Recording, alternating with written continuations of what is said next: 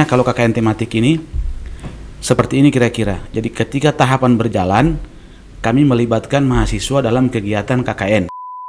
KKN di desa DP3. Boleh, bukan boleh. KKN di desa penari. KKN di desa penari.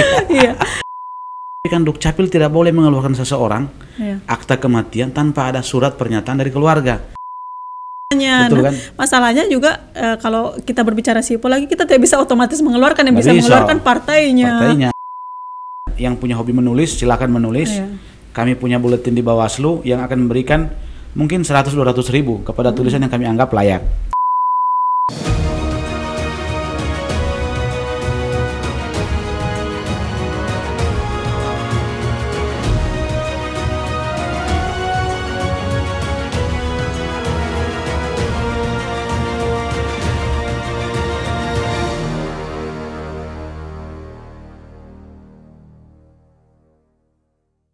Assalamualaikum warahmatullahi wabarakatuh. Sobat pemilih dimanapun Anda berada, senang sekali saya Sherly Trisna Ilyas bisa kembali lagi di RPP Podcast serial ketiga. Yeay! Alhamdulillah sekarang kita sudah masuk episode ketiga guys, di bulan Mei 2022. Nah, sebelumnya saya mengucapkan minal aizin wal faizin. Mohon maaf lahir dan batin kepada semua teman-teman.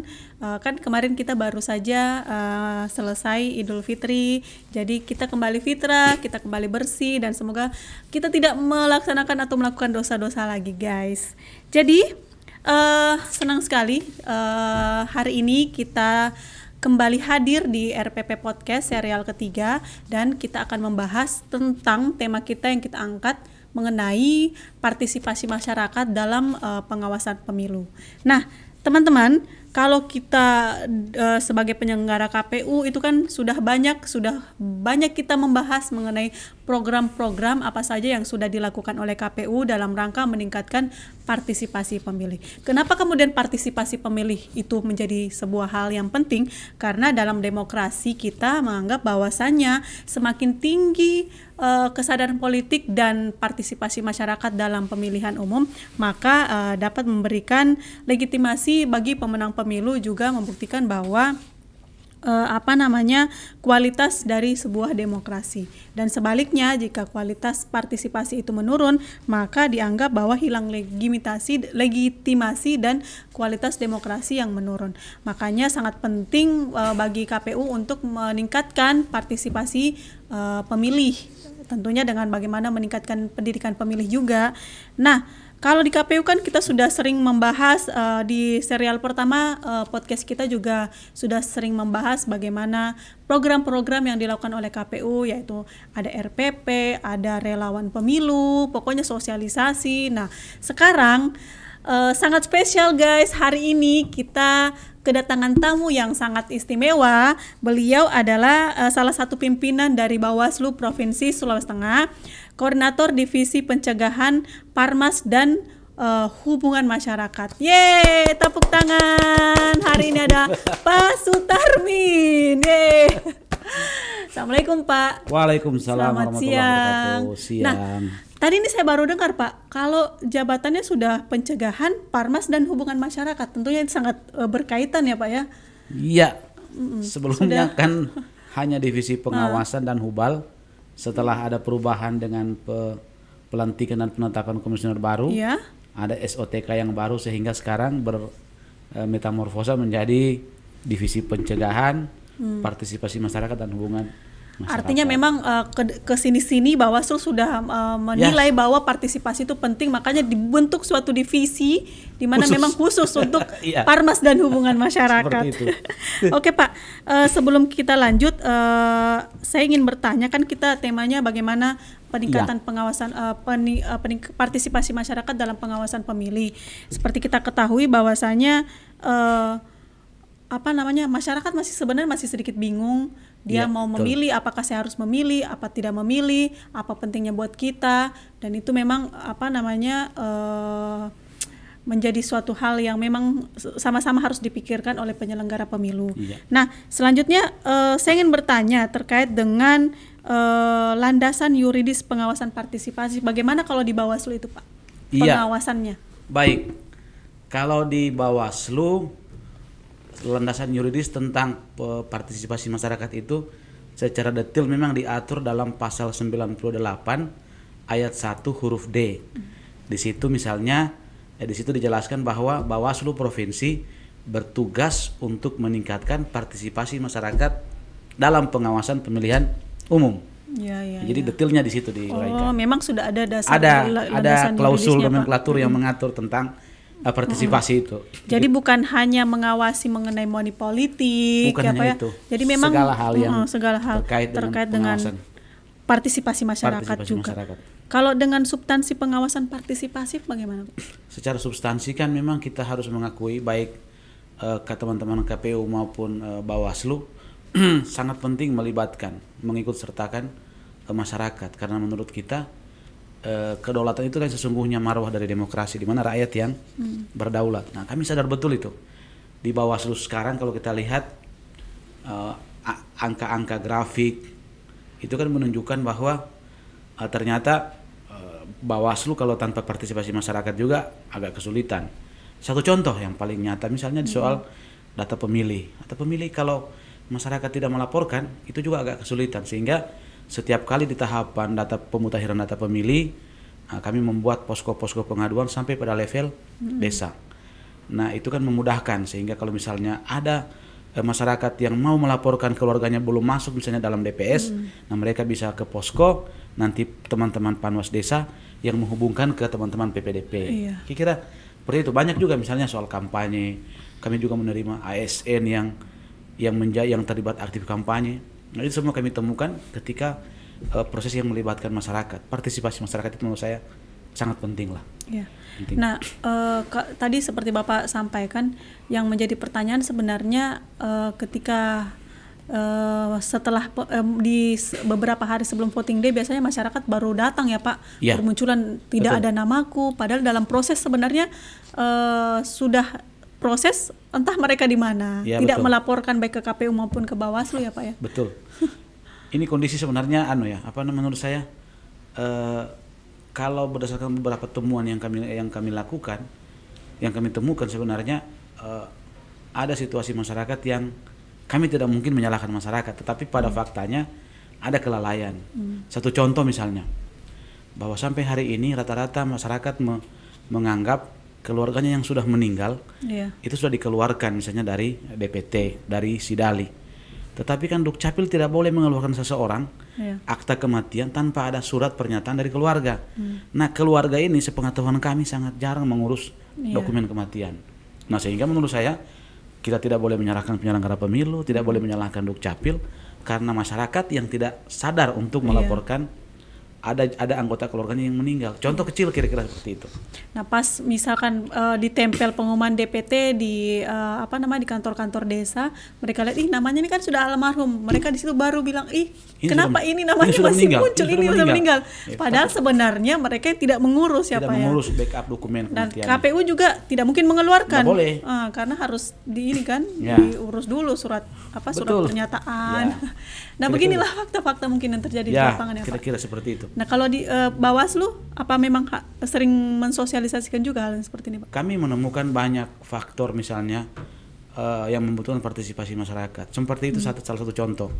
Misalnya kami sampaikan di data pemilih, kalau ada keluarga yang sudah meninggal, hubungkan kepada kepala desa. Kepala desa bikin keterangan kematian, sampaikan ke Dukcapil. Nah, Dukcapil mengeluarkan dokumen. Nah, kalau alurnya seperti itu, saya yakin kita punya daftar pemilih itu tetap baik, komprehensif, akuntabel. Nah, tapi dengan situasi sekarang mudah-mudahan kami di Bawaslu dalam setiap kegiatan sosialisasi selalu menyampaikan kepada masyarakat bahwa kira-kira kalau kita mau pemilu ini baik, kira-kira inilah syaratnya. Bukan cuma penyelenggara pemilunya yang berintegritas, tapi masyarakatnya juga harus paham, harus sadar bahwa ada porsi dari bagian masyarakat yang memungkinkan kita punya pemilu itu menjadi baik. Contohnya itu. Yang kedua misalnya soal ketika tahapan kampanye misalnya, tiba-tiba ada ASN yang terlibat. Nah, kami menerima laporan telusuri ternyata betul. Nah, menurut saya sampai hari ini kalau kami mengatakan bahwa pemilu kita ini semakin baik, itu karena ada bagian dari masyarakat yang terlibat aktif dengan partisipasinya dalam politik. Ya kira-kira itulah menurut kami hipotesis-hipotesis yang kami bisa bangun selama ini dari partisipasi masyarakat. Nah, kalau program-program Bawaslu yang terkait dengan pengawasan dan partisipasi? Ya, di Bawaslu cukup banyak lah. Kami punya kegiatan yang kami sebutkan dengan Pusat Pendidikan Pengawasan Partisipatif atau P4. Itu biasanya P5 yang kami sebutkan. Di salah satunya misalnya ada yang namanya Gowaslu. Gowaslu itu semacam yang seperangkat semacam aplikasi berbasis Android yang bisa diunduh di Play Store. Tujuannya itu adalah bagaimana masyarakat untuk mengadukan sesuatu hal, suatu kasus, suatu peristiwa. Misalnya masyarakat menyampaikan bahwa mereka belum ada namanya dalam DPT, atau ada ASN berkampanye, atau ada pejabat negara yang berkampanye di rumah ibadah. Lewat itu bisa. Nah tentu kalau lewat Gowaslu itu agak kan sekarang misalnya ada ketakutan ya, ada ketakutan kalau dia melaporkan, jangan-jangan saya nanti dipanggil sebagai saksi. Nah di Bawaslu kan punya metode itu. Jadi kalau lewat Gowaslu sampai masuk ke kami buatkan laporan hasil pengawasannya.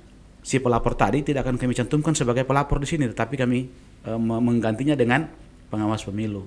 Secara legal standing kan kami tidak bisa digugat karena melakukan kegiatan. Kira-kira seperti itu beberapa kali kami menyampaikan. Setelah selain Gowaslu ada namanya forum warga. Selain forum warga ada juga pengelolaan media sosial. Kemudian kami juga ada di Tridharma Perguruan Tinggi. Yang di Tridharma Perguruan Tinggi itu biasanya kami ada KKN tematik tentang pemilu. Jadi ini misalnya kalau KKN tematik ini seperti ini kira-kira. Jadi ketika tahapan berjalan kami melibatkan mahasiswa dalam kegiatan KKN. Contoh misalnya tadi di tahapan data pemilih. Nah sebahagian dari tugas mahasiswa yang kami sudah sosialisasikan itu adalah bagaimana mereka membantu PPDP, membantu Panwas Kelurahan dan Desa, membantu Panwas Cam untuk sama-sama mengelola data pemilih. Itu bagian, misalnya kemudian juga di kampanye. Itu mungkin cuma sebagian kecil. Ada juga untuk pusat pengawasan partisipatif lainnya adalah di Adiaksa. Saka Adiasta itu pramuka yang menjadi sasaran dalam pusat pengawasan partisipatif. Contoh-contohnya cukup banyak lah. Mungkin sekitar 7, tetapi kemungkinan ke depannya dari pusat pengawasan partisipatif ini akan mengalami perubahan karena terakhir kurikulum pusat pengawasan partisipatif ini juga sementara digodok oleh teman-teman di Bawaslu. Yang anak pramuka tadi artinya di pemilih pemula ya Pak? Kalau untuk Saka Adiasta tadi itu sebenarnya pelibatan Saka Adiasta atau pramuka. Karena kami meyakini pramuka ini kan kepanduan yang sejak zaman dulu tidak terkontaminasi dengan partai politik. Berbeda dengan yang lain-lain tuh. Nah, kalau sehingga oleh Bawaslu ini pramuka ini porsinya diadakan. Ada porsi khusus untuk jadi kami di Sulteng kami sudah ada MOU dengan kuartir daerah. Nah, nanti mudah-mudahan ini bisa diikuti oleh teman-teman di kabupaten. Nah, kampus-kampus juga sebagai bagian dari pengawasan partisipatif, kami juga sudah melakukan MOU. Jadi dengan Tadulako, dan kemarin kami dengan UIN, dengan GP Ansor, dan minggu ke depan ini dengan 11 Ormas dan OKP juga kami akan laksanakan MOU tentang pengawasan partisipatif pemilihan umum. Ya kira itulah mimpi besarnya. Jadi termasuk luar biasa sekali ya Pak ya. Program-programnya juga cukup banyak. Mulai dari yang terkait dengan teknologi, Gowaslu tadi. Ya, jadi betul. Teman-teman masyarakat, teman-teman pemilih dimanapun Anda berada yang saat ini nonton di YouTube KPU Provinsi Sulawesi Tengah, bisa langsung buka Android-nya, buka Play Store, download Gowaslu. Jika misalkan nanti melihat ada yang pelanggaran-pelanggaran, misalkan money politik, bisa langsung dilaporkan. Tapi memang sebelum itu dinaikkan ke proses istilahnya di sidang, artinya memang ketika ada laporan itu dicek dulu oleh Bawaslu apakah betul atau tidak. Setelah menerima laporan pengaduan masyarakat, Bawaslu kan dalam undang-undang diberikan kewenangan untuk melakukan investigasi. Nah, itu setelah kami terima laporan, kami punya jajaran melakukan investigasi untuk menilai informasinya apakah betul atau tidak. Nah, kalau dia betul akan dibuat LHP-nya, setelah itu akan ditelusuri. Oke. Nah, tadi juga ada terkait dengan kurikulum ya di universitas kerjasama. Ya, KKN tematik namanya kami sebutkan sebagai KKN tematik pemilu. KKN nanti tematik. Bisa juga sih sebenarnya nanti kita di KPU bikin KKN kerjasama dengan universitas. Nanti bisa KKN di Desa Peduli Pemilu, kan kita ada program DP3 sebenarnya. Desa Peduli Pemilu dan Pemilihan. Kalau kita kan punya desa. Jadi punya kader, ceritanya kita punya kader di desa, masyarakat desa yang nanti kita bimtek, kita bina terkait bagaimana memberikan pendidikan politik ke masyarakat. Si 20 kader itu kita berikan pemahaman terkait dengan kepemiluan, sehingga nanti dia bisa ke masyarakatnya bagaimana meningkatkan partisipasi pemilih. Kalau di KPU ada Desa Peduli Pemilu dan Pemilihan. Iya. Kalau di Bawaslu kami punya nama kampung kami sebut sebagai Kampung Pengawasan Anti Politik Uang. Iya. Kayaknya boleh kolaborasi tuh. Boleh lah. Keren itu kayaknya. Iya. Nanti kalau kita kerjasama dengan universitas, nanti KKN di Desa DP3. Bukan KKN di Desa Penari. KKN di Desa Penari. Iya. Jadi seru juga itu sebenarnya, nanti ada kolaborasi. Jadi kalau di situ artinya bagaimana masyarakat, ada kadernya juga, Pak? Ada. Jadi kadernya diberikan pemahaman supaya nanti dia mensosialisasikan no money politik, begitu. Betul. No money politik. Ya, jadi mirip-mirip relawan demokrasi lah. Iya. Sebenarnya yang paling penting sebenarnya sih Pak, sebenarnya kalau menurutku pendidikan pemilih, bagaimana masyarakat itu pemilih itu sebenarnya sadar dan paham kenapa saya harus ke TPS. Betul. Supaya nanti ada money politik, dia bisa langsung hempas seperti itu. Tidak. Kami punya sekolah kader pengawasan partisipatif yang saat ini sudah sampai gelombang kelima ya kalau kami nggak keliru. Oh ya. Jadi kami punya SKPP itu setiap tahun kami latih. Nah sekarang sekolah ya Pak. Sekolah. Jadi kami berikan audiensnya, pesertanya dari pesertanya mana? Itu kami seleksi secara offline dan online dari seluruh Sulawesi Tengah. Bawaslu. Bawaslu. Ya. Nah, jadi yang pertama itu kami laksanakan secara tatap muka. Yang keduanya karena pandemi kami laksanakan secara daring. Pesertanya juga cukup banyak, 500-an waktu itu. Sulawesi Tengah? Sulawesi Tengah. Kemudian yang tahapan ketiga kami lakukan juga masih online. Yang keempat ini kami sudah offline. Ada di 4 kabupaten, Buol, Banggai Kepulauan, Buol dan Parigi Motong. Buol 2 kali Pak. Buol disebutnya 2 kali. Iya, karena suami dari yang ada di Buol, jadi menghargai Buol saja gitu. Bolehlah nanti kita jalan-jalan ke Buol ya Pak ya. Boleh. Kami punya program lagi tahun ini untuk sekolah pengawasan partisipatif lagi. Jadi kurikulumnya cukup padat, agendanya 4-5 hari, materinya rata-rata dosen di narasumbernya ada dosen dengan pimpinan Bawaslu RI dan Bawaslu Provinsi. Ya. Audiensnya Bawaslu juga. Iya, mahasiswa. Mahasiswa. Mahasiswa dan pemuda yang umurnya 25 tahun ke atas. Ya. Nanti tuh diharapkan bagaimana Pak? Diharapkan dari pesertanya? Jadi sebenarnya kami sasaran output dari SKPP kan sebenarnya selain meningkatkan tadi saya sampaikan seperti di landasan yuridis pasal 98 untuk meningkatkan partisipasi, kita kan mengakui bahwa kalau sudah mau tahapan kita kan kesulitan ad hocnya. Iya. Nah, kalau ada teman-teman seperti ini terbukti beberapa kali betul. Itu kami berikan sertifikat SKPP. Nah, ternyata begitu seleksi berlangsung untuk pengawas TPS, panwas desa, staf di PPS itu masuk mereka. Penyelenggara karena mereka menurut saya lebih punya kualitas karena selain ada banyak yang sarjana, masih muda, kemudian diberikan materi selama seminggu terstruktur. Iya, betul. Kalau saya tidak, cuman nanti Ibu diundang lah. Luar biasa sebenarnya itu programnya Pak, karena yang paling dekat dengan masyarakat kan sebenarnya penyelenggara ad hocnya kita, bukan dari KPU provinsi, bukan dari Bawaslu provinsi, kabupaten kota juga tidak langsung dekat. Betul. Yang paling dekat sebenarnya penyelenggara ad hoc di tingkat PPK, PPS dan KPPS. Nah, sangat luar biasa sekali kalau mulai dari sekarang.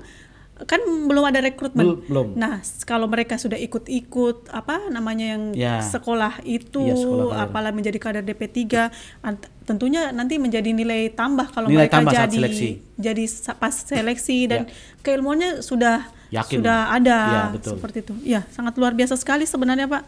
Saya sangat sepakat sih sebenarnya. Tadi mau diundang bagaimana Pak? Nanti diundang sebagai narasumber di acara SKPP. Ya, nanti kita komisioner KPU Provinsi Sulawesi Tengah. Nah, tapi intinya apakah nanti mereka juga punya tugas ke masyarakat sebelum menjadi sebelum menjadi penyelenggara, setelah mereka lulus ceritanya Pak?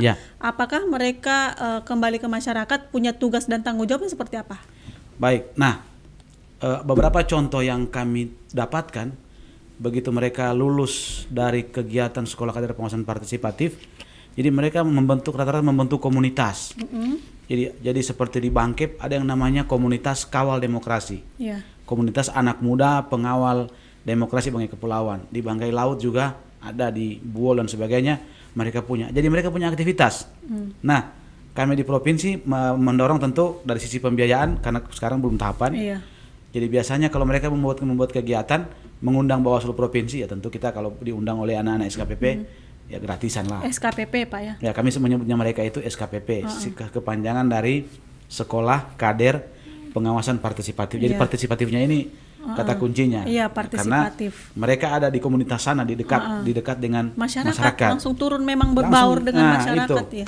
Betul. Jadi kemarin mereka sudah menyatakan minatnya, ada yang mau masuk ke Panwascam, ke PKD, silakan. PPK. Pokoknya di mana, di PPK, PPS, KPPS. Nah, saya yakin sekarang kan kalau saya melihat sudah makin terbuka mata mereka dengan penyelenggara pemilu.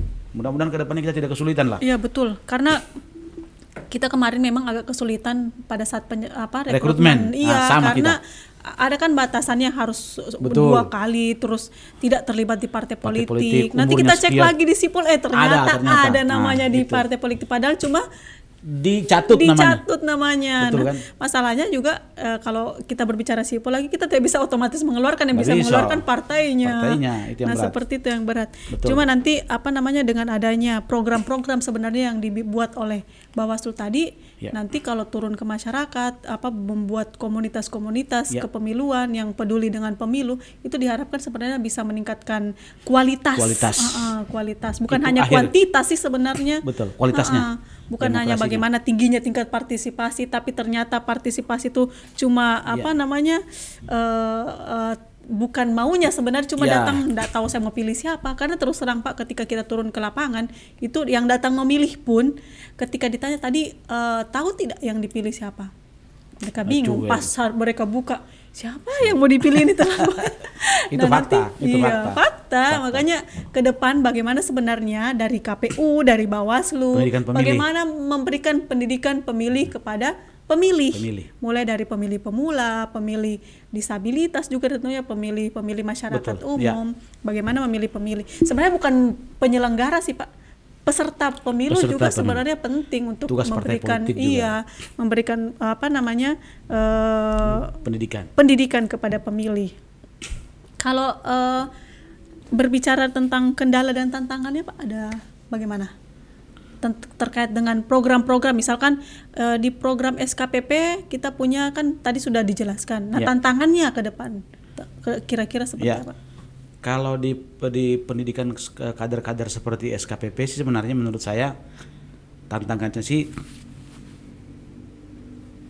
ya paling kalau menurut saya hanya soal biasanya anggaran. Ya itu aja. Yang soal juga di KPU sebenarnya kita anggaran. Misalnya begini kan, kalau saya lihat, saya kemarin merangsang anak-anak karena selain ternyata mereka itu bukan kami cuma, jadi begitu mereka selesai dari SKPP, kami minta mereka punya kepedulian, yang punya hobi menulis silakan menulis.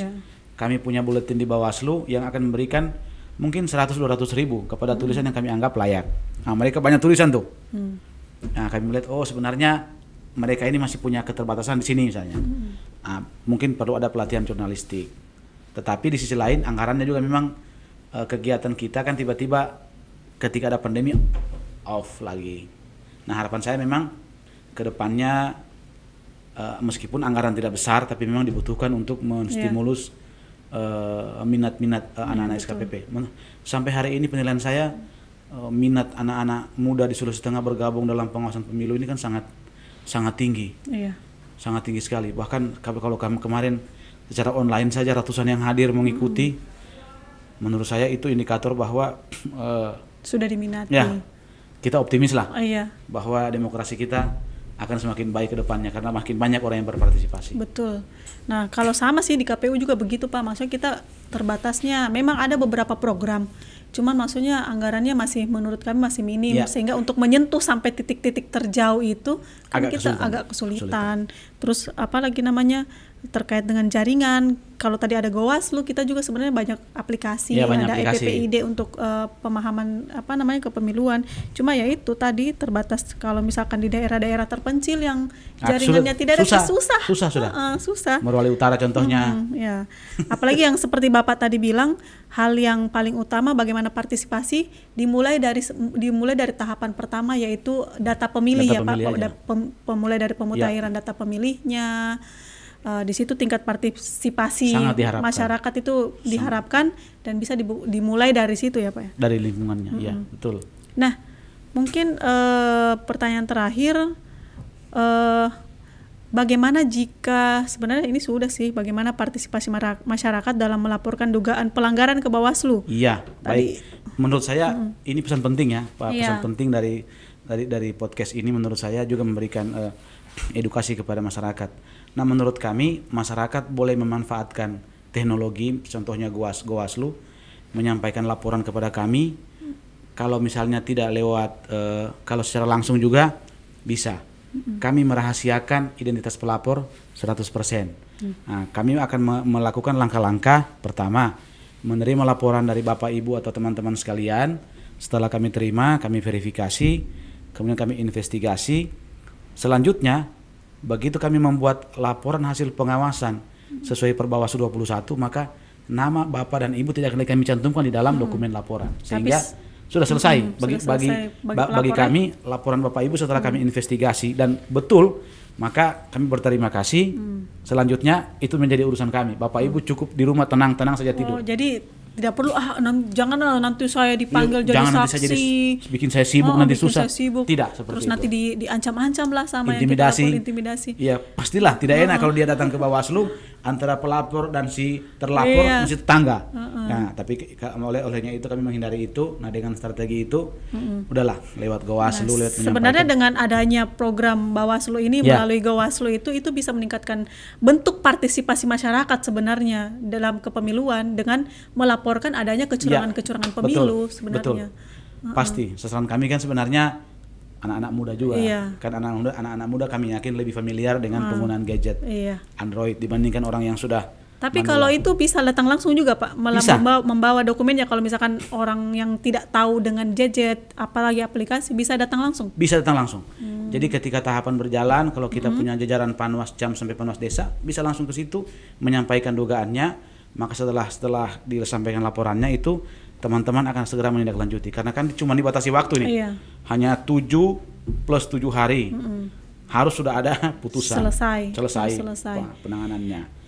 Jadi kalau ada strategi seperti itu, nah teman-teman amanlah di rumah. Jangan ada kekhawatiran kalau saya menjadi pelapor nanti saya akan jadi susah ke depannya. Nah, itu anggapan itu nanti dipanggil-panggil, nanti diancam-ancam sama yang dilaporkan. Itu sama sekali tidak benar. Iya, sebenarnya itu sih sebenarnya Pak, kemarin kenapa mungkin masyarakat enggan untuk melaporkan saya karena yakin, betul, takut kalau misalkan akan panjang kasusnya, bermasalah. Padahal sebenarnya parah itu tetangga saya begini.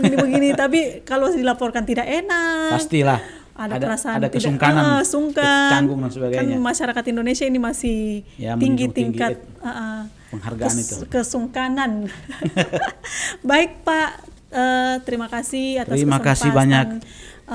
Pada siang hari ini kita berbagi terkait bagaimana Bawaslu dalam hal partisipasi masyarakat dalam pengawasan pemilu. Tadi sudah dijelaskan lagi bagaimana program-program sebenarnya yang sudah dirancang oleh Bawaslu, khususnya Bawaslu Provinsi Sulawesi Tengah dengan adanya program yang menggunakan teknologi yang namanya GoWaslu tadi, dan program-program yang lainnya ada SKPP, ada program yang kerjasama dengan perguruan tinggi, universitas, ada KKN tematik pemilu, dan desa anti politik uang.